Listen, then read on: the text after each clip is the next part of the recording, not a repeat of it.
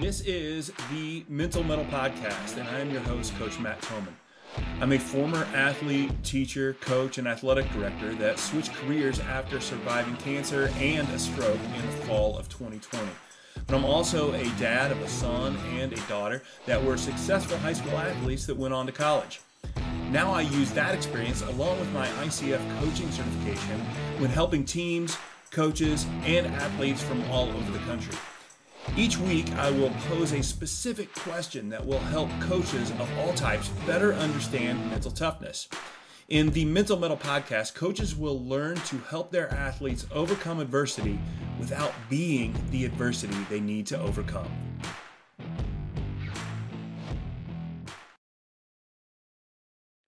Let's go, metalheads. Here we are back again on the Mental Metal Podcast, and I am your host, Coach Thomann, and once again, as always, thanks again for listening. Thanks again for sharing. If you are enjoying my stuff, man, I can't tell you how much I appreciate likes, follows, all those things. I'm on Facebook, I'm on Instagram, I'm on TikTok, I'm on Twitter, I'm on basically everything. And yeah, it helps everything with my business and everything. If you like what I'm doing, you see stuff on, just hit a like, hit a share. Social media is a new thing for me, but I'm finding out that all those likes that people are always asking for me, there's a reason for it. It really helps things out. So thanks for listening. I appreciate it. And I appreciate it even more if you like and share and follow and all those things. I appreciate it. Coming up, don't forget, I've got on October 22nd, I've got the webinar coming up. That's a Sunday evening, 6 o'clock Central. It is Own Your Voice and Empower Your Game. It is for coaches, athletes, parents, whatever. It's just a little bit of a webinar on the importance of owning your own inner voice and the positive benefits you get from that. I would really enjoy it if you get on there and join me and have a great conversation. I'm sure after I'm done, I'll have some questions, take questions. And also recently I've been asking if you have questions for me for the show. I'm planning on having an episode coming up where I just answer questions. So send those to me. I got some coming in already. I'm already formulating the program. What's it going to look like? And if you got some more, send them to me. But let's get into today's show because I really want to get into it quick. The interview went a little bit long. It was just it was so much fun. My guest is a great storyteller, and it's easy to just run out of time whenever a good storyteller's on there. And so my guest is my current Brazilian Jiu-Jitsu instructor. If you don't know, if you follow me at all, you know, you've probably heard me say that's a new thing. I'm not good at it. I'm a 2-stripe white belt, if you know what that means, which means I've only started in January. But I have, and you'll hear it in the conversation. I jumped into it because I'm always preaching adversity and the importance of adversity and how we should be doing hard things. And I had kind of gotten out of running and my hips were getting hurting and my just didn't have the desire to run like I used to. And I was like, I need something. So this January, I just showed up to a Brazilian Jiu-Jitsu gym and jumped in and I've been going ever since. I go 3 to 4 mornings a week. I was there this morning, got tapped out a few times and survived a couple times and learned some new stuff. And I just love every class and everything about it. And I don't want to get into too much because we're going to talk about it a lot on this interview. So hang around afterwards for the breakdown. I'm going to talk a little bit about how you may not care about jiu-jitsu at all. Maybe you're a basketball player, baseball player, coach, whatever, but there's lessons to be learned here. And that's what I want to tease out for you when we after on the other side of the interview. So stick around.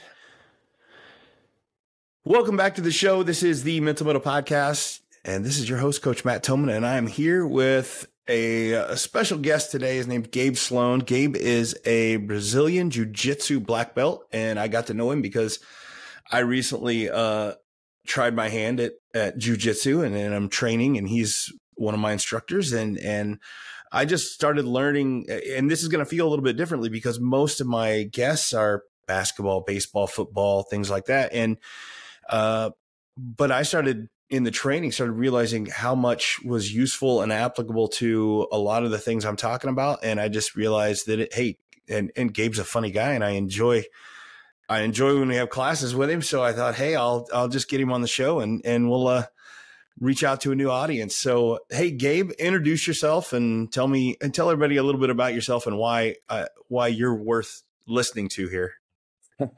Well, I appreciate the invite. I obviously love to talk, so I think that's part of it, as you've seen from being in class with me. But I'm a former traditional athlete, American traditional athlete, as you would say.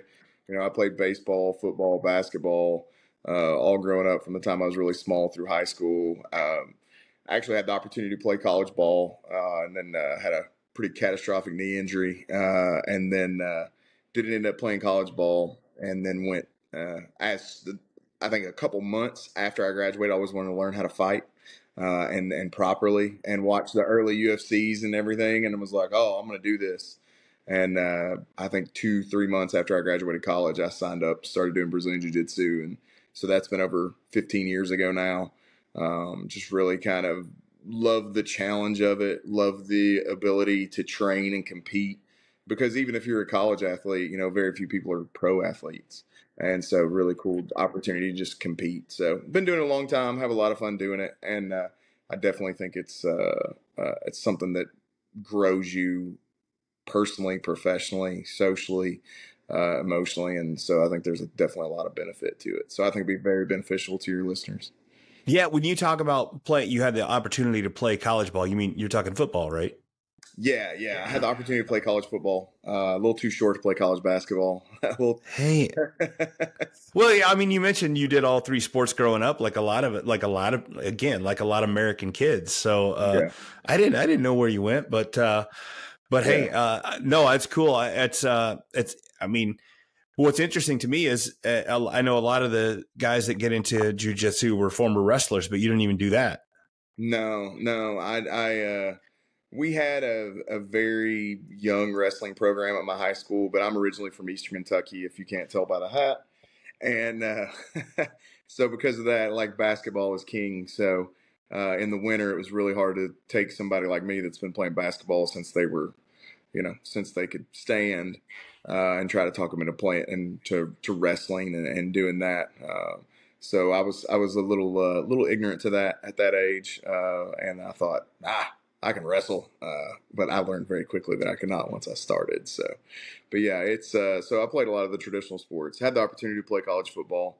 Had some preferred walk-on spots and some scholarship offers, but ended up not doing any of it after the knee injury. So, yeah, that'll shut things down fast, and then you gotta. And I've had athletes on here and that I work with and people that I talk to, and that happens a lot. And I don't know if you struggle with it, but I see a lot of people struggle with suddenly with one knee injury, your identity like changes. oh, absolutely, and that's the way it was for me. Literally my entire life. If you would have asked me from the time I was 5-6 years old what I wanted to do, a lot of people say play in the NFL. A lot of people say play in the NBA, Major League Baseball, whatever. It was always, for me, it was like, I want to play college football. I want to play college football. That was my answer, from the time I was just old enough to know what college football was, and to have that like taken away, to have those opportunities out there, and to have that taken away, was honestly, it was crushing. Like, I wasn't like chasing girls. I wasn't like none of that stuff was ever like my priority. It was always like football was my priority and sports my priority. And it was pretty earth shattering when it happened. It definitely revealed a lot about how I'd wrapped so much of myself up in that, and who I was and what my purpose was. And so it was pretty, it was mentally as difficult as it was, if not more than physically. Probably, but it sounds like it was a no-brainer injury too. Like it was like, oh, I guess I'm done. Yeah. I tore my ACL, my MCL, my meniscus, and lost about 70% of the cartilage in my right knee, Yeah. and half my meniscus. My doctor, after I had the surgery done, he told me that I would need a knee replacement in my 40s or 50s, and I'm 39. So it's, so you got that on the table. That's like Yeah, that's something to look forward to, right? It's yeah. what life's about. They said as long as I can take the pain, I'm good. So I'm fine right now. But it's kind of funny how that worked out like that. Yeah. So you got that news from the doctor that your knee is shot. You're probably going to need knee replacement surgery in your early 40s, and you decided the remedy was I'm going to go fight. Yeah, I've never really been one to take it easy. I guess it's just not in my personality. Like when I'm in on something, I'm all in on something. Um, I always and I always loved like just the physicality of sports, like just that like that almost confrontational to a certain extent. Like I love that. Like win, lose or draw. Like I mean, I had friends in high school that we would literally get together. I kept boxing gloves in the back of my car and two sets, and we might just pull off on the side of the road and decide to have a boxing match. I mean, 16, 17-year-old kids. And these were my best friends, and we would fight each other every weekend. We would go to a basement at my friend's grandma's house, and we would fight in the basement. And she let us do it because she was like, well, at least they're not out getting into trouble. And there were like blood stains on the ceiling where we would punch each other. I mean, it was like Fight Club for 14 through 18-year olds. It was Yeah, but ridiculous. I'm not sure you're supposed to be talking about it. Well, it's long gone It's now. long gone, so it's Yeah, okay. that's All right. 25 years ago, 20 years ago. I think we'll be all right. But So yeah, so then talk to me about your early days getting into jujitsu and the fighting and how that and just that progression, because I know, I mean, you've gone through all the belts, you're black belt now, you teach it, but talk to me about that progression. yeah, so initially, like the main reason I started training was not necessarily to be a Brazilian Jiu Jitsu black belt. It's like I wanted to be a cage fighter. So That's okay. So that's why you got into it. yeah, like I had boxed before, I had like grappled with friends, and I thought I knew I was, thank goodness, I was smart enough to know like I didn't know how to fight at all, and I definitely didn't know how to grapple. Because one of my favorite stories to tell is the first night I ever went to jiu-jitsu. The first night I ever went to jiu-jitsu was me and two other dudes, and we're all like about the same size. I was in a little bit better shape than them at the time, and we went to this jiu-jitsu gym, and it is not like it is now. Back then, it was like everybody was in their 20s or 30s. Everybody was trying to be a fighter, and it was like dog eat dog. And so we, they just said, all right, you three are going to roll together, which for your audience don't know what roll means. It's just you're going to grapple together. Right. And so, we're going to grapple together. And so they said, go. And they essentially just watched us grapple. And through flailing and flopping and everything that was in between, and what eventually ended up, I ended up on top, and they ended up too tired to move. And so, I came out victorious out of the three of us. And then the instructor at the time came over and was like, oh, you know, do you think you're tough? And I was like, no. I knew the answer was no. Like, I was You, like, it's a trap, right? yeah. Yeah. If YouTube was around and popular as it is back then, like that's when the YouTube camera would have been in, and somebody says yes and then gets the brake speed off of them. But I said no, and he said, and the funny thing about it is, to backtrack a little bit, I graduated college in 07, 08, so the economy had tanked. So finding a job for a recent college graduate was very difficult. So I literally took a job where I had health insurance and I could get off in time to train jujitsu and MMA. That was my only two stipulations. So I was actually a preschool teacher when I started doing all this. I love this. I love that part of it so much. I think that because so far you've talking about pulling over to the side of the road and fight and doing Fight Club in your friend's basement, and then you would go and be a preschool teacher during the day. I just It was a true kindergarten cop situation. But yeah, so I was super poor. I lived in the cheapest apartment that I could in the cheapest part of town, and I had a 1-bedroom, 500 square foot apartment that didn't have a dishwasher, all so I could have the money to train. And I even had a roommate in that 1-bedroom. One of my college roommates was going to the Peace Corps, so I was like all in. I was paying like $200 a month in housing expenses. It was crazy for everything. And so the professor, the black belt at the school, he was like, "Oh, so you think you're tough?" And I was like, "No, no, no." And he was like, "Okay." He's like, "If you can last 1 minute with me and not get tapped, I'll give you 6 months of free jiu-jitsu." And I was like, "Oh, I'm so in on that." Like, you didn't get me on the first one, but I'm poor and dumb enough to believe the second one. So we started out, and I fought with every ounce of everything that I had. And he was a very accomplished grappler, very good grappler, like super legit black belt. And I fought with everything that I had for 30 seconds. And by the time the 30 seconds was over, I still had 30 more seconds to go. And he was on my back. And I was so exhausted, he put a rear naked choke in on me and squeezed for about half a second. And the next thing I knew was my forehead banging off the mat. And I stood up and ran outside the front door and puked in front of everybody. And I think they thought I would never come back. But literally the next time those doors were open, I was in there and I was all in. I was like, this is exactly what I wanted. And so it was kind of a rough first experience. It's definitely not the first experience you'll get with the school where I train now.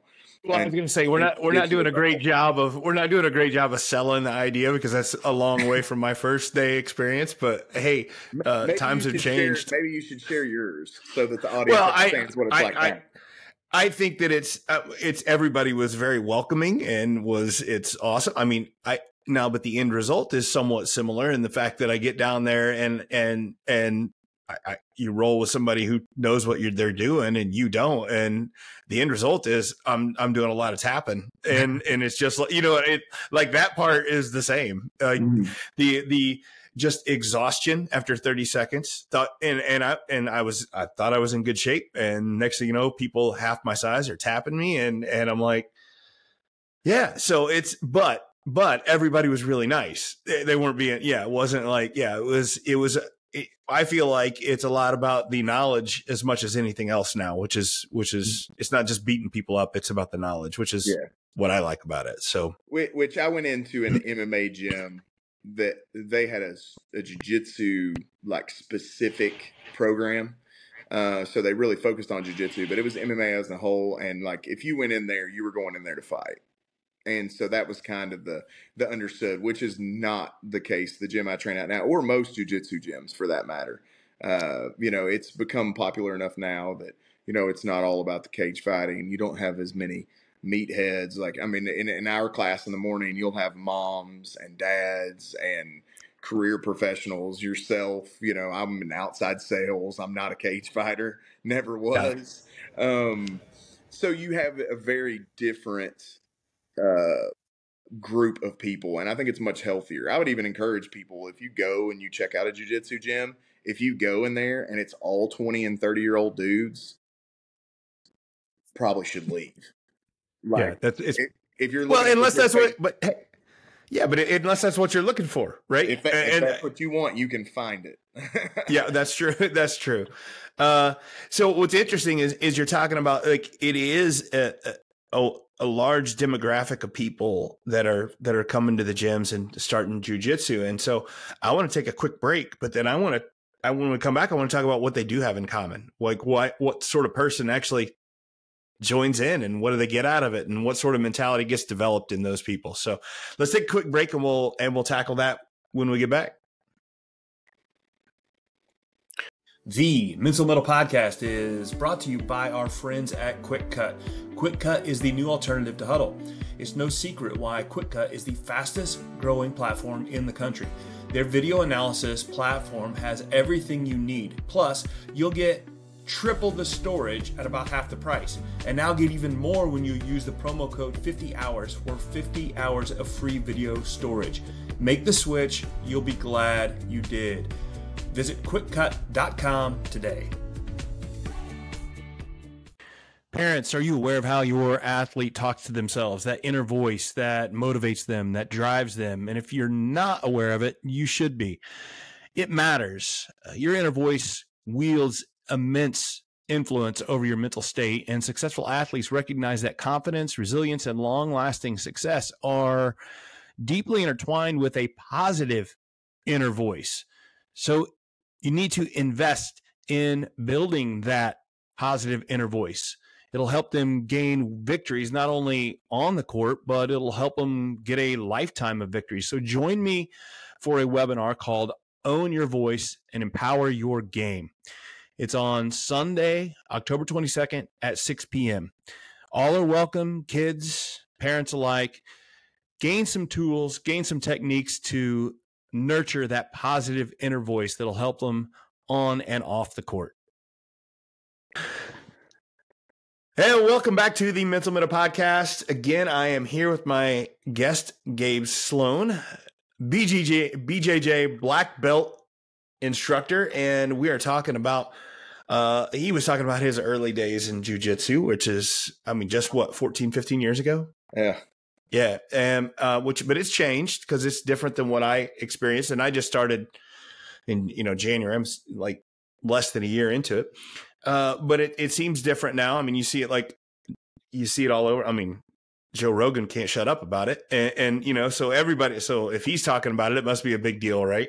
But there's got to be something about it. And I'm trying to figure out, you were talking about there's moms in there, there's young guys, there's dads and people of all different walks of life. But what do they have in common that you've been doing this for a little bit? Like what's the key to success? What do you have to keep going and keep showing up? Yeah, I think the biggest thing in jiu-jitsu is you have to either develop humility or you have to already have it.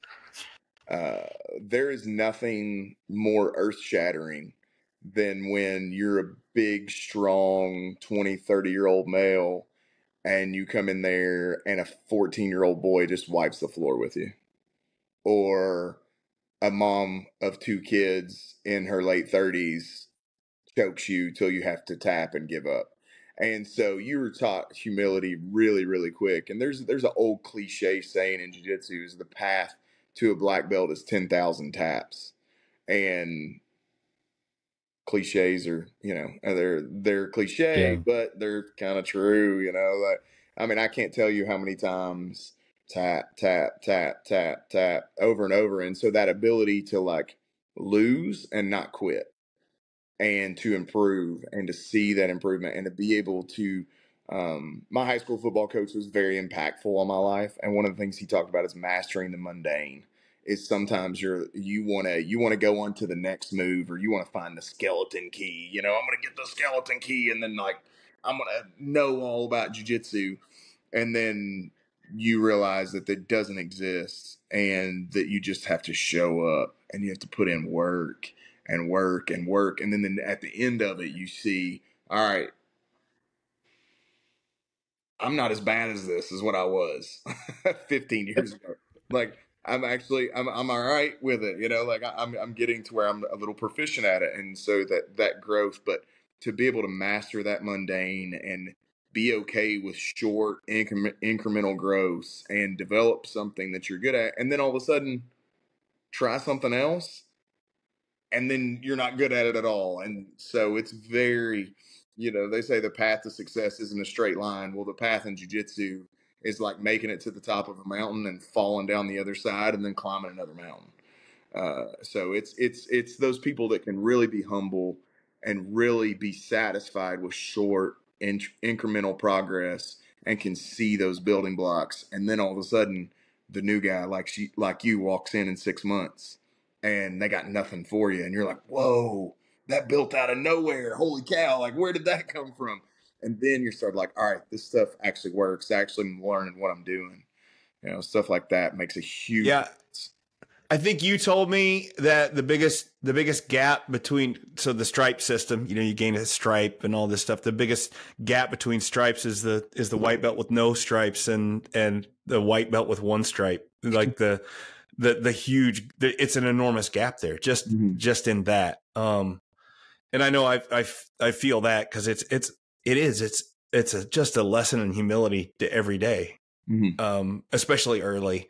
And again, I do think that there's still people out there that don't understand. If you haven't done it, and if you're a big, strong guy like me and you've got a big ego, you're talking about some mom with 2 kids tapping you out, and you're like, yeah, but that wouldn't happen to me. And yes, it would.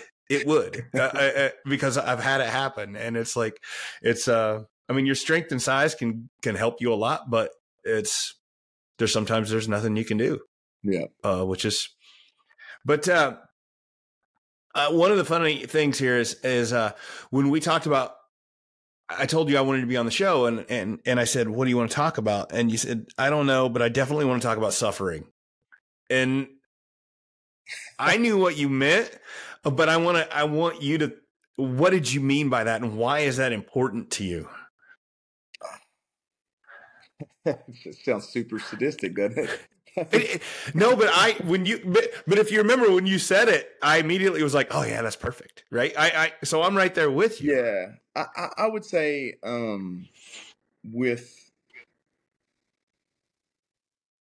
think in life, oftentimes we can, especially as we get older, we can really isolate ourselves and we can remove ourselves and we can become successful enough in one area that we cease to grow.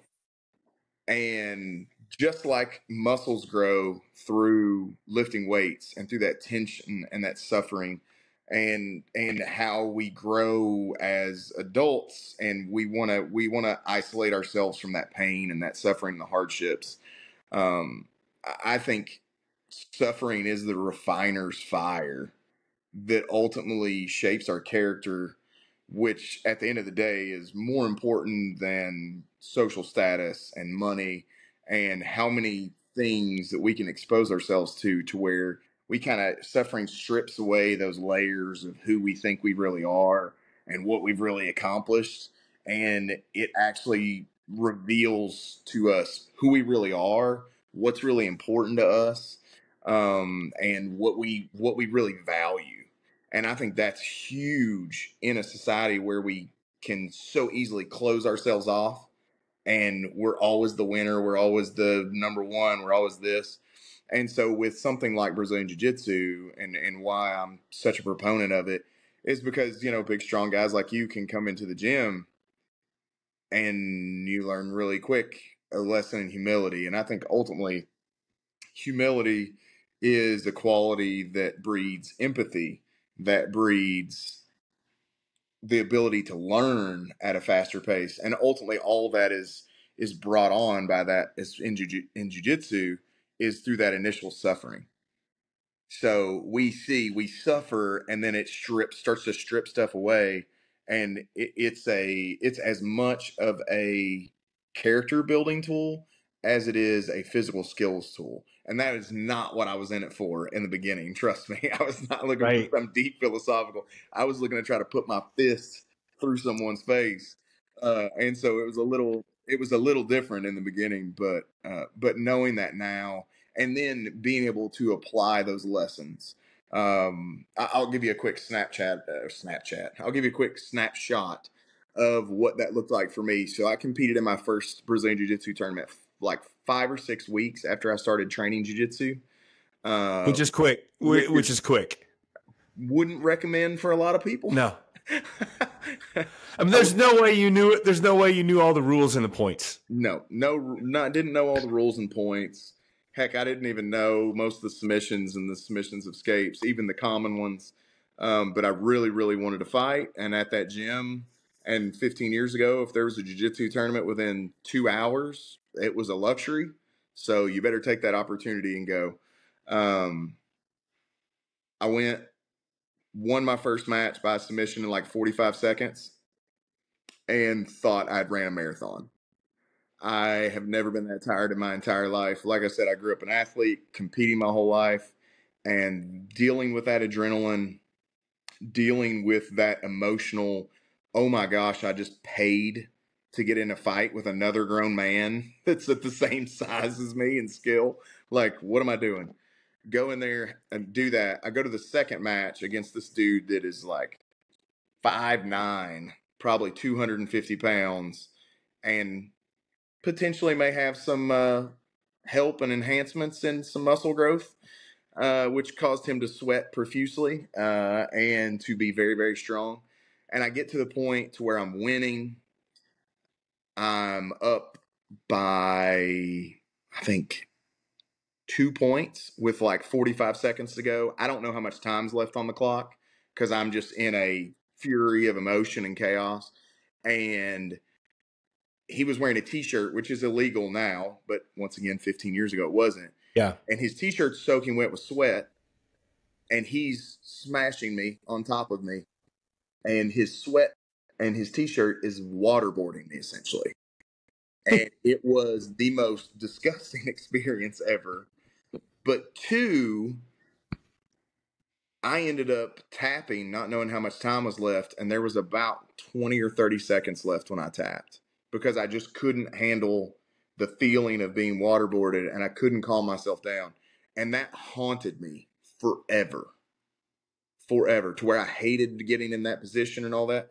But then what I really learned after the fact from that is I had a hard time controlling my emotions. I had a hard time, not saying you don't have emotions, but I had a hard time not letting my emotions run wild. I couldn't, and I learned that technique through, I need to learn how to breathe and control my heart rate and control that, and then apply that to pressure packed situations that I encountered further in life. And it's become invaluable to where it's like, all right, I need to think, I need to calm down, I need to focus on my breathing. If I get my heart rate up, get my breathing up, then my mental clarity's gone and I'll make a mistake. And so I actually like use breathing techniques that I've learned throughout jiu-jitsu, whether it's in a business meeting or whatever, to like calm myself down. Yeah. I'm with you because I'm so intently listening because I feel like it's this mirror. Like I just did my first tournament just a few weeks ago, and it was just like I played college basketball. I did basketball and baseball in high school, and I've run a couple marathons and stuff. And I had my first 5 minute match with the guy, and I was like, I'm not sure I'm okay. Like and I won. Right. And I'm like, I don't know if I'm okay. And then I, 5 minutes later, they're calling me for another one. And but then that whole thing that you're talking about, the very first time when you're really getting in there and people are just on top of you and smothering you. And it's like, I mean, I'm not afraid to say that early on, and I still probably happens to me once in a while, you'll tap just because it's uncomfortable and emotionally uncomfortable. Yeah. And like claustrophobic. And I do think that you're right that it lends itself to real life situations and just like, hey, I've been through worse and I'm able to calm down and yeah. So how about any, like, you've won some big black belt tournaments as well though, right? I won a big brown belt tournaments. So okay. And medaled in some. I've gotten some medals of the black belt, but I haven't won a black belt tournament yet. But I guess for your listeners, so they understand, there are 5 belts in jiu-jitsu. There's a white belt, a blue belt, a purple belt, a brown belt, and a black belt. So typically to get a black belt takes anywhere from 8 to 12, 15 years, however long. Is typically the process. So you're in a belt for a long time. You don't. This isn't, and kids can't earn black belts in Brazilian Jiu-Jitsu. So the highest belt that a kid can get is at 16. They can get a blue belt, which is the second belt. So it's not something, and to where you really, really got to earn it. So the brown belt is the second to the black belt. I actually had the opportunity to compete at Pan Am's, compete at Worlds, and we have the uniform is called a gi, And then if you don't wear the uniform, it's called no-gi. It's a very fancy name. Hey, It's very, yeah. you got a no-gi on, so we're going to call it no-gi. I find that funny too, that it would just be like normal, right? That's like fighting without a uniform would just be, that's just normal fighting. And then why not just call it gi? But hey, yeah, whatever. It started in the gi, and then it's, as the UFC came along, it morphed. Okay, it that makes morphed sense. into no-gi being a lot more proprominent because of the cage fighting and stuff like that. But yeah, so had the opportunity to compete at no-gi Worlds, and I was able to walk away with a world championship at no-gi Worlds in 2021 in the Masters brown belt division. So I won the open weight, which is all the top medalists combined. Which is really cool. I was able to get second in Nogi Pans, which is the second biggest tournament in the world in Nogi, and then I was able to, at Masters Worlds in Las Vegas in 2021, I got second in the weight class, in the largest weight class. So, and that was actually in the gi. So at Masters World there. So really just like a cool stretch. And the coolest part about it is, and I'll kind of give them a shout out, but I won't say their names because they might not want me to say their names, but I'll tell you off air. But there were two guys at our gym that I respect a ton, that don't necessarily like say a whole lot. And when I was on that run, I was just putting in a lot of work, and I was actually able to compete against people who were way my junior and like top 10 in the world during that stretch, which was really cool. And in other tournaments, and I just looked at both of them on separate occasions, and I was like, I really feel like I can compete against anybody in the world at this belt, at this weight, at my age. And they just looked at me so matter-of-factly, and they were like, yeah. It's the biggest tournament in the world, and you just won gold. So I think it's fair to say that, yeah, you're doing all right. Well, that was preceding. And once those two guys that like don't throw around compliments, they don't mince words. I mean, they literally were like, yeah, kind of like, duh. And I was like, oh, maybe I can take this more serious. And so I really like buckled it down and trained exceptionally hard for months and months and months. And then, I was able to have the success that I had. And so it was pretty cool. But I think that ties into what you're saying, that there is, I feel like an exceptional amount of humility in the entire gym, right? It's not about like, I don't know, everybody wants to go to a tournament and do well, but it doesn't feel like that's the number one goal. Mm-hmm. And that's, I don't know. I didn't get that. You know, it wasn't like, oh, you have to go win. It was just like, hey, you just should go complete, right? And see what you got, which is, I enjoy. Yeah. And there's a lot of, I mean, as competitors, and regardless of what sport you're playing, like you don't go out there to lose, and you don't go out there to get second place. And so if you're going to go out there and you're going to pay money and you're going to compete against the best in the world, the best in the city, the best in the region, fill in the blank, no one wants to win more than you. So my thing is to reinforce the fact, like, hey, regardless of the results, like you're going to get great feedback on your jiu-jitsu. And I tell people all the time, it's like 6 months of jiu-jitsu concentrate is competing. Yeah. Because you find out really quick, like, oh, my takedowns suck, or, oh, my guard game's not good, or, oh, I got stuck in this position, I need to work on this. And it's something you might not always find out in the gym. So regardless of what happens, there's a benefit. So I just want to communicate I mean, I'm preaching it to myself too before I compete. Like, everyone that you train with still loves you. Everyone that trains with is glad you're putting it out there. You're okay. They're not going to care about you less or more if you win or lose, because they know you want nothing more than to win. You know, they just go out there and let it rip and do your best. And so I think that's a really good quality of our gym, particularly. I do too. I do think the one thing that, like, and I grew up same as you. I grew up playing baseball, basketball, football. Well, on those you have teammates.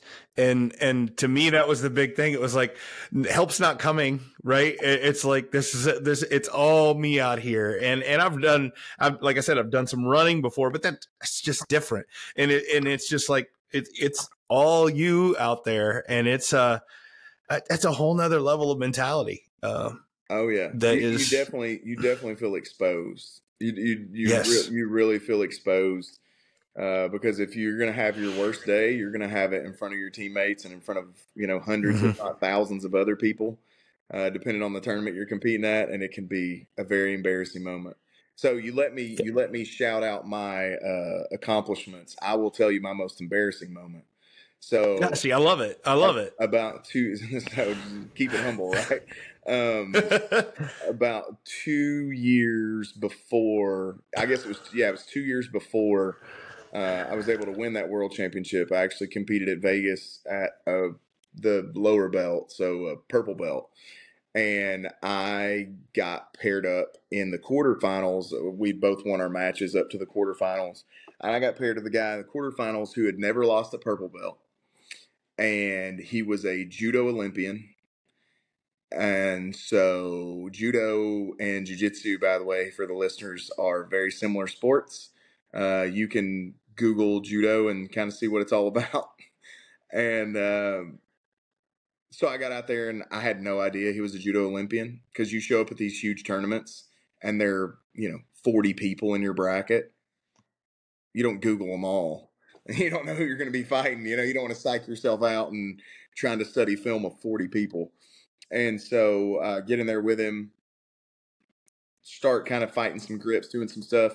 He trips me. He hits me with a little trip, takes me down, passes my guard. And in jiu-jitsu, you don't, especially the world championships where you wear the gi, you don't wear a shirt under your gi.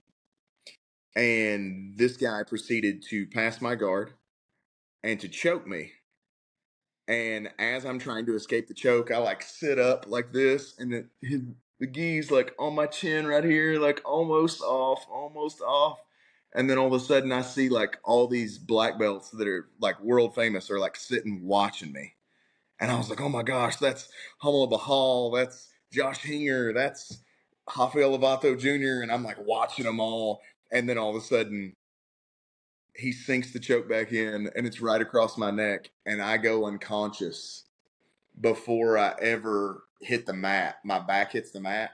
As that happens, my gi opens up and I'm laying half naked essentially with long pants on this mat in front of thousands of people with my family watching over the internet.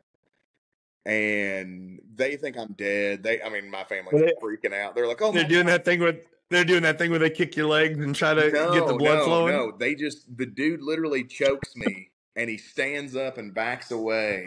And the ref like looks over me and I'm laying there with my arms spread out like this and no top on whatsoever. And then I'm immediately dreaming that I'm on a helicopter ride over Las Vegas.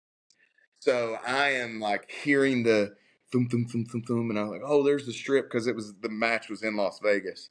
And I was like, oh, there's the strip. And I was like, this is so cool. Like, why didn't I think about doing this earlier? And then all of a sudden I hear like louder thumping. I'm like, what in the world's going on? And then I wake up to the EMT slapping me on the belly like this. And I look over to the left and I look to the right because I'm laying on the ground and I see the blue and yellow mats. And I go, oh no, I got choked out. So yeah. And I don't think we're excited. I don't think we're really getting a lot of people to sign up here with this conversation. But it's funny. There is a sadistic level of suffering that has to be somewhat that you enjoy with it, and I Yeah, don't know how to say it. and the thing It about it is. is and the thing about it is what I've mentioned is like competition stuff, right? Yeah, I know. I So know. so like for the listeners, I think the statistic is like 1% of the world trains jiu-jitsu and like 10% of jiu-jitsu practitioners actually compete. So there's like a vast, huge network of people that don't choose to do this competition. And it might not be Yeah. for everybody because you can go in a gym, you can learn the techniques, you can be physically pushed by your teammates in the gym, and you can learn those lessons. I just think my personal philosophy, I always not. You don't have to go compete at the worlds either. Like that was at the world championships. Like I've not been choked out anywhere else but the worlds where I went unconscious. So that's a whole nother level of like commitment. And but is to like get in there and compete, because ultimately what we're learning and the reason Brazilian Jiu-Jitsu exists is for self-defense.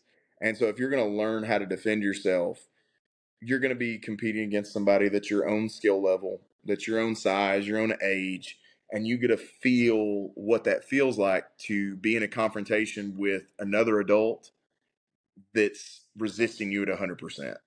And Right. that's the value that I find in competing for just your everyday practitioner.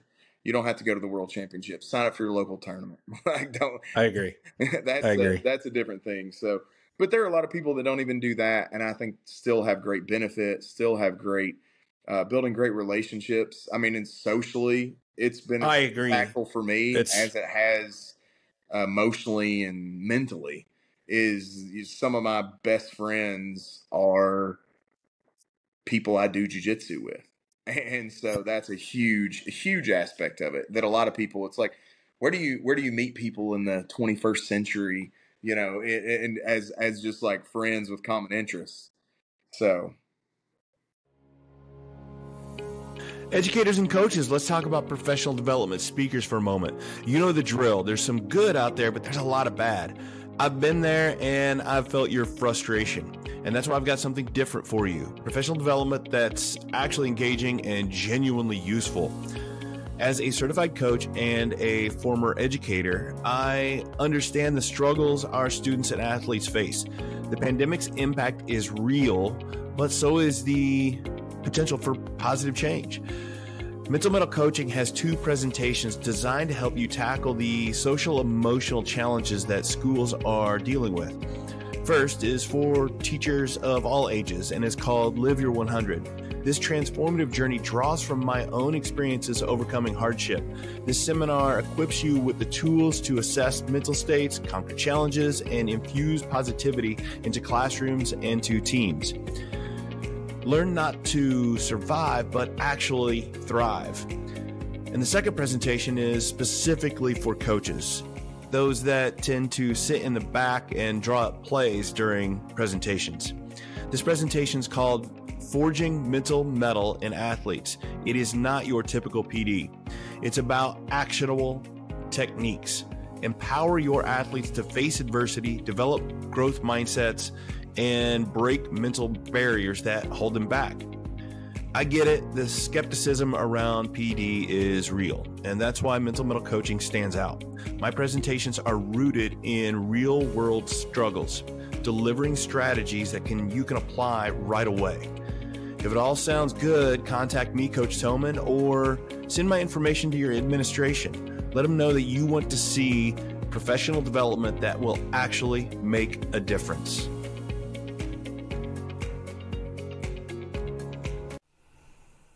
Less than 1% of high school athletes ever become professional athletes. But as parents, we invest in their athletic pursuits because we know it's worth it. Sports build vital life skills. Confidence, perseverance, and the joy they bring are invaluable lessons from sports. But what if your athlete is facing the other side? What if anxiety, apathy, and sorrow have replaced the joy? Well, I can help. My name is Matt Thomann, and I am a certified mental coach. And I understand the challenges young athletes face. I've seen mental coaching transform the mindset of many young athletes. It's not about turning them into pros, but nurturing their inner strength for sports and for life. At Mental Metal Coaching, we offer virtual sessions to help them tackle challenges, build confidence, and rediscover the joy of sports. Every young athlete deserves to thrive. Mental Metal Coaching, facing adversity with a smile. So you mentioned it just a moment about how long it took to get to a black belt, but so one of the things I love to preach is always learning new skill levels, and that's and using adversity to get better at things. And I don't know if you remember that's why I said I even wanted to sign up, is like, 'cause I knew what I was doing, like the way I work with athletes. I said, hey, I always preach adversity and seeing that adversity and that suffering and using it to gain skills, to get better and get confidence. And I was sitting at home in January and I was realizing that I wasn't doing any of that because I wasn't really, and that's really the reason I signed up. But talk to me a little bit about how do you how do you progress with stripes and belts? Is it, and I know a little bit, but not like, run me through how a person gets stripes, belts, goes up. Is it a skill thing? Is it a knowledge thing? How do you guys determine that? Well, I will say it's in jiu-jitsu, it is very much different gym to gym. So it can be one way, one gym, one way, another gym. The standard operating procedure, I guess, in most jiu-jitsu gyms is they'll do it a lot on feel. Like, do you have the knowledge? Do you have the skills?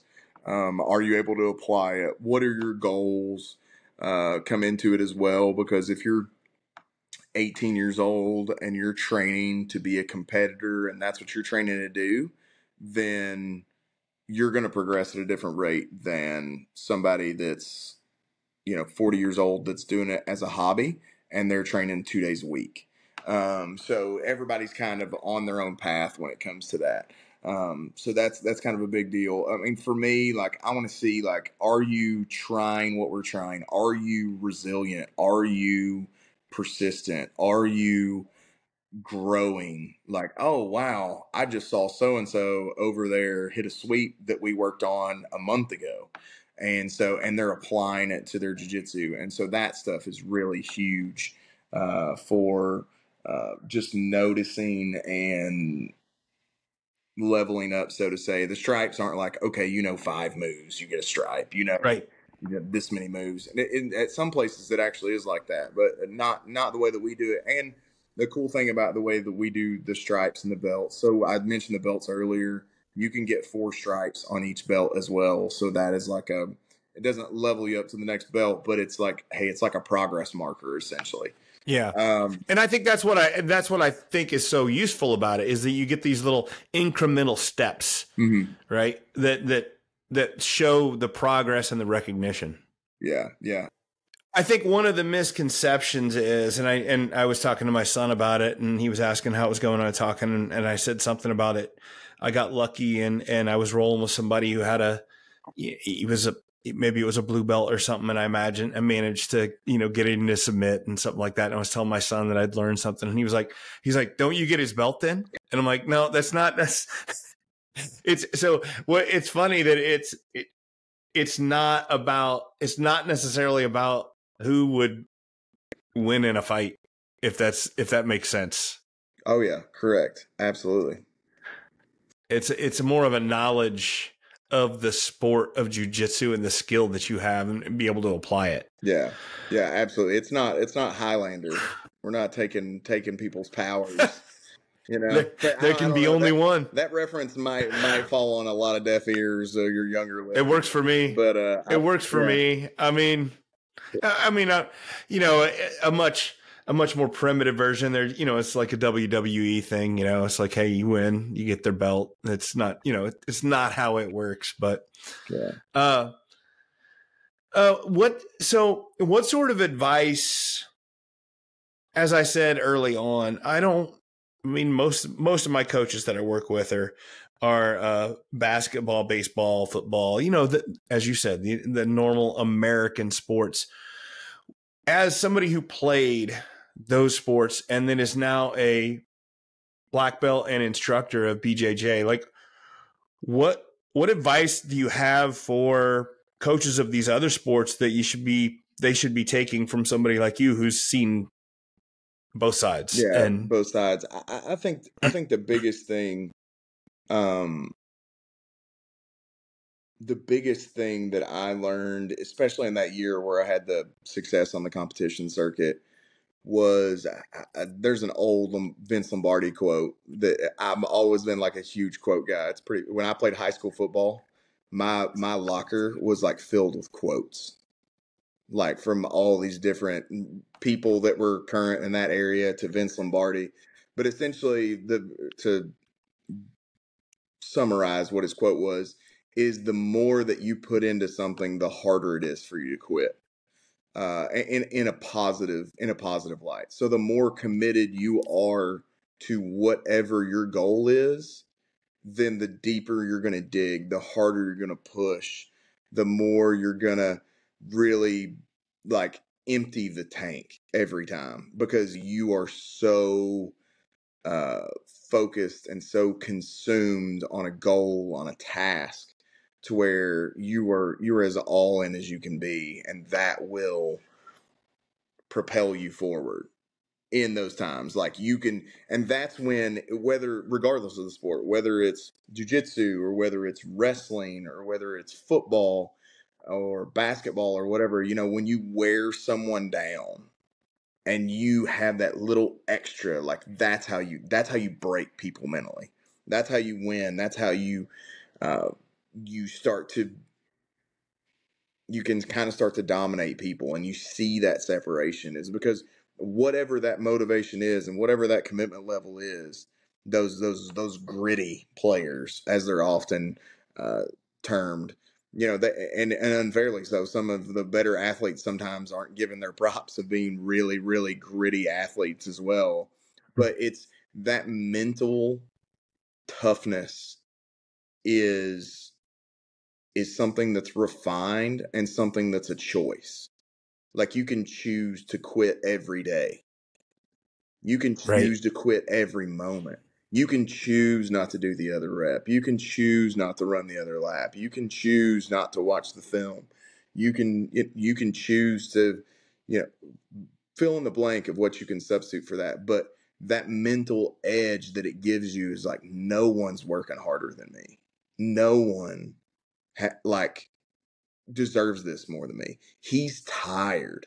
They're tired.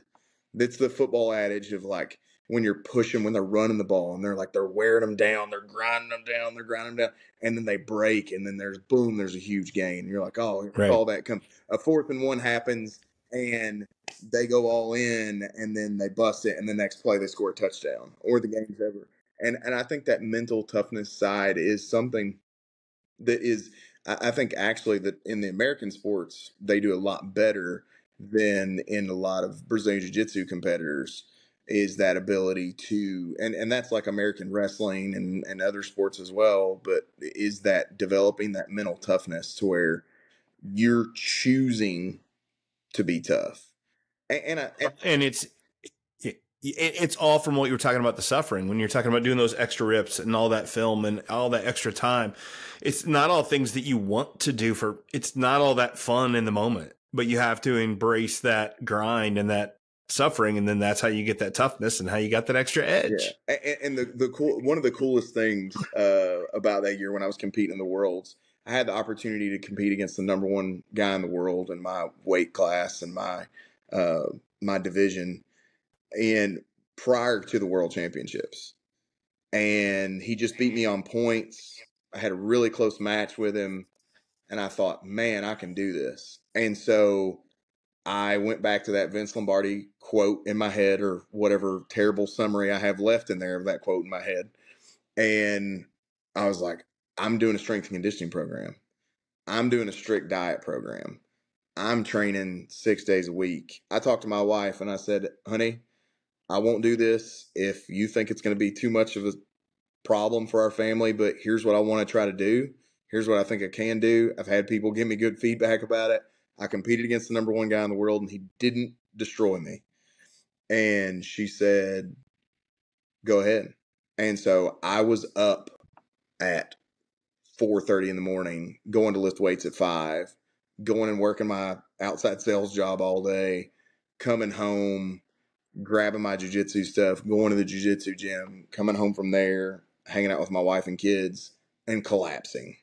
And I did that for 5 months straight. And one of the coolest things, I don't know if this is bad sportsmanship or not, but I get to that guy, I get to the finals, and I look him in the eyes, and I was like, I've been training 5 months for this moment because I knew you would be here. And I said it to his face. And like, you better be ready. Like, Yeah. I've literally, like, at that point, I was as confident as I could be. I'd been training harder than anyone my age probably should at the time. And I had put in the work, and I was confident in the work, and he did not break me. And he could not break me.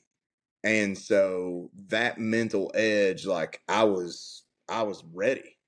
And so for other coaches, whatever you can do to develop that mental edge, expose your players to what the greats do. I know like Kobe has become like Kobe and Michael Jordan have become there's two really talented players that are as gritty as they come.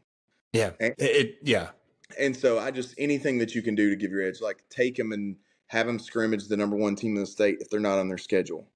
And then like, all right, what do they do? What can we do to get better? How can we learn?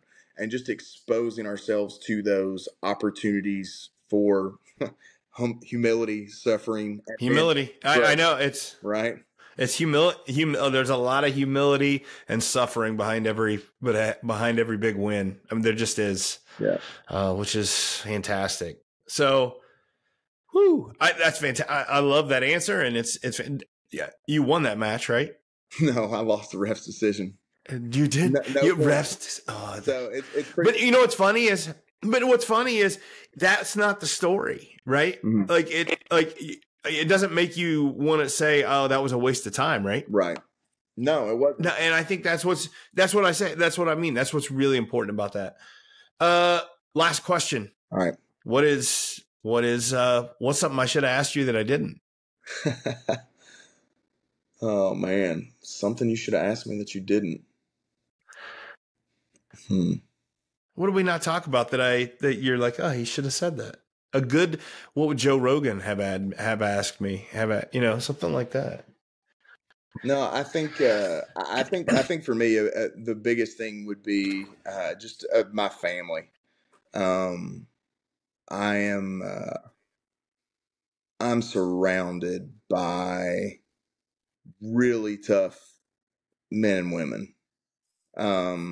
My wife is the toughest person that I know. Like I couldn't admire her more than what I do, because of things she's seen and things she's experienced, and worked through, and never complains, never flinches. My dad, who I think so highly of, my uncles, my aunts, my cousins that were like, you talk about iron sharpens iron. I tell stories of my cousins to my kids, and they're like, that's crazy. I was like, I know, but like, we're all tougher for it. But no, I just, my upbringing, friends and family and stuff, and where I'm from, take a lot of pride in the fact that, my grandfathers were exceptionally hard workers that did what they had to do to raise their families and provide for their families. And the same with my uncles and my dad. And then we've experienced some pain and some suffering there, and came out the other side. And because of that, we're closer and stronger for it. Yeah, I think and I think that's a good thing to notice in your family. And then also, as when I talk to coaches and parents, it's a really good thing to make sure that we're working with your own kids or your own athletes that, man, like you were just saying, like put them through it. Or if adversity comes up, don't go out of your way to take it away, right? Let them work through it, because I think that's how you get better. That's how you improve. That's all those things. Yeah. So, I mean, man, pain and suffering and all of that are ultimately it's an opportunity. So when there's something that goes wrong, there is an opportunity there. Like I tell my customers, and I legitimately mean this, when, something goes wrong or something goes awry, I just say, hey, it's an opportunity for me to show you exceptional customer service. Because if nothing ever goes wrong and nothing ever goes sideways, which something always does, because it's life, right? No matter what business you're in, something goes sideways. So if something goes wrong, something goes sideways, this is an opportunity for me to show you exceptional customer service. Because if nothing ever went wrong, then you wouldn't know that I wouldn't have to show you exceptional customer service. Yeah, I feel sorry for the people that are just waiting around for things to go their way, because it's not how you get any better. So yeah, absolutely. Yeah. Well, Gabe, it's been an absolute pleasure having you on the podcast, and I'll see you tomorrow morning. Yeah, man. We'll do it. We'll choke each All other. right. All right. Thanks, Coach. We'll see you later. See you, man. Coaches, empower your athletes to overcome adversity with the Mental Mettle Academy. Teach them to face and conquer hardship without adding extra pressure. Visit the link in the show notes and enter the code METTLE, that's METTLE, at checkout for a special listener discount. Parents, are you aware of how your athlete talks to themselves, that inner voice that motivates them, that drives them? And if you're not aware of it, you should be. It matters. Your inner voice wields immense influence over your mental state, and successful athletes recognize that confidence, resilience, and long-lasting success are deeply intertwined with a positive inner voice. So you need to invest in building that positive inner voice. It'll help them gain victories, not only on the court, but it'll help them get a lifetime of victories. So join me for a webinar called Own Your Voice and Empower Your Game. It's on Sunday, October 22nd at 6 p.m. All are welcome, kids, parents alike. Gain some tools, gain some techniques to nurture that positive inner voice that'll help them on and off the court. So I think the most fascinating thing about it is how nice a guy Gabe is. He is unbelievably welcoming. It's very nerve-wracking to walk into your first jiu-jitsu class and having no experience, no idea. And it was just a blessing to have somebody like him be there and be so welcoming and honestly so nice. If it's possible for somebody to be nice while they're tapping you out, and there is, it is possible, because that's Gabe, and that's a lot of my experience. It's it's been a great experience for me. And as if you pay attention to my podcast, you pay attention to the things that I do, and you listen to the interview, you know that his mentality and his ideas and the way he goes around, approaches life is right up my alley. That is exactly the sort of thing that I'm looking for in an individual to come on this podcast. And I think that he's doing things the right way. He's very similar. If you notice, there's a lot of similarities between him and I had a guest on a while back with Rob Ullum, and he did the ultra marathoning, and just and it's not just those guys. It's, I get basketball coaches on and stuff like this, and they all the lessons are the same, right? They talk about the same things, and everybody wants to be mentally tough, and everybody wants to be gritty, and everybody wants their players to be that way. And it is not free. There is a price. There is a cost. If you want to be mentally tough and if you want to be gritty, you have to have gone through things to get you there. It's not just it's not free. You don't just ask for handouts. And the cost is putting yourself through those things, and some of the things that are just so applicable to all sports that he talked about is he definitely talked about how jiu-jitsu is a very humbling sport. And I think he is 100% correct. That is the most, it's probably the one aspect of it that I didn't understand going into it. I might've heard about it. I knew it was demanding, and I knew it was, it was physically tough, but it's the humility. And we are not joking when we are talking about when you first start, it is people that you are pretty sure that if you walked by them on the street, you're like, it's not a problem, right? Like I can fight that. I can handle that person. And if they've been training for a while and they know that jiu-jitsu, man, it is humbling to have somebody half your size. And yes, I've had women tap me out and make me, choke me out. And it's so humbling, and it helps you break that ego down so you can understand that there's more to it, right? That you have to have the knowledge. And along with that humility, he talked about the suffering that you have to go through. And it's I think that we see the word suffering and we don't want to suffer. Like it's that human emotion that we don't want to suffer. We don't want things to be hard. It's this natural, like it's odd. It's like it's backwards. It's the one thing that will really help us be better is the one thing we try to get away from. And as coaches and as a parent, like I think it's something with our kids,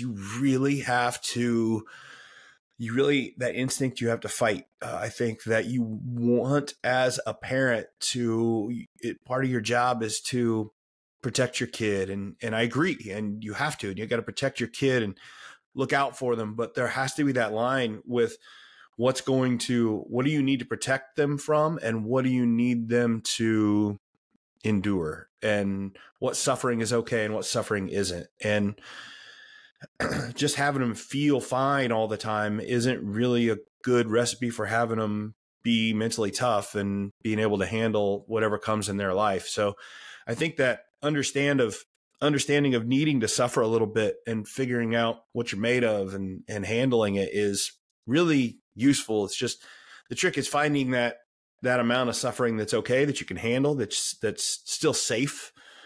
And I think that the jiu-jitsu is a fantastic example of that. It's you're definitely suffering at times, you're physically and emotionally, but you're getting benefits from it. And there's so many benefits. One of them, as he talked about, was I do a lot of breath work with clients, and there's all sorts of different breathing techniques that we do that I work with them. I work with kids all the time, like when they're struggling and they come off a game, out of a game onto a bench, and they're triggered a little bit and their things aren't going well. We do a lot of breathing exercises that they can do on the bench to calm down, or before the game. If you have an athlete working with struggling with anxiety, performance anxiety, things like that, intentional breath work can be really helpful to get that. It's physiology, it's getting that oxygen in there, but it's also clearing the head and getting them calm. And when he was talking about the jiu-jitsu, he uses some breathing techniques in jiu-jitsu and applies them to life. And that's so, I enjoy that so much because I know where he's coming from, especially early on. Again, as I'm a white belt still, there's so many times where I am in a very bad situation. And early on, it was not like I'm a touch claustrophobic. I don't really like when I can't get out of situations. And that was really hard for me at first, to be in a situation where just being absolutely handled by somebody and I can't get up, and they aren't letting me get up. Even if they're not making me tap, I can't breathe. I'm being squashed. And it has taken months for me to get to the point where I can breathe through that and tell myself, you're fine. Take a breath, calm down, and breathe through it. And I'm not perfect at it yet. I still struggle with it, but I see a huge difference. And and he's talking about how you can take that breathing technique and that idea to tell yourself you're okay and you're going to breathe through this, you're going to be okay, and then apply it to everyday life. How is that not helpful? Right? How does that, like, everyone should be able to understand that by putting yourself through tough situations and saying, I've been through this, I know that I can go through this. It is so useful. If you are not looking for hard things to do in your free time, you're missing out on making the mandatory hard things in your life, making them easier and getting your stress level down. It just translates so well. The fact that we know what it is. If we've been through something, then we know we can go through more. And that's what confidence is. You have to put yourself through things in order to be able to know that you get through it. You can't just do it. You can't fake it, right? You have to have been through it. And I think that's just, it really needs to be something to help you. We need to be doing hard things, and you can pick something. I don't care what it is. I used to run. Now I do jiu-jitsu. Pick something, make it hard, right? Do it hard, but make it safe. And it helps you, as he talks about it, there's social aspects. It helps. There's emotional helps. emotional, mental health it increases. Do things intentionally that are difficult to do it. And I think where that applies to us, to the coaches listening, I think you got to find that and start to develop that idea for athletes. A lot of coaches put their kids through tough things, and I get it, but I don't think they help them understand that this is the price that we have to pay to get tougher for things. And I think knowledge is power. And if the kids are athletes, are kids and playing for you, or your actual genetic kids, if they better understand that this is the price we get for being better at things in life, it's going to help. It's when he's talking, he mentioned something, or he said, you have to choose to be mentally tough. And I agree 100%, but it's not an instant decision. You have to decide, I want to be mentally tough. And then you have to start put yourself through the things to be mentally tough. And once you just continue to build that mental toughness, you develop that confidence, and you start to progress, you start to grow, you start to get better at things. And the sound of my dogs means Amazon is here with a package, I believe. So it's a good time to end. I appreciate you listening. This has been your host on the Mental Metal Podcast, Coach Matt Thomann.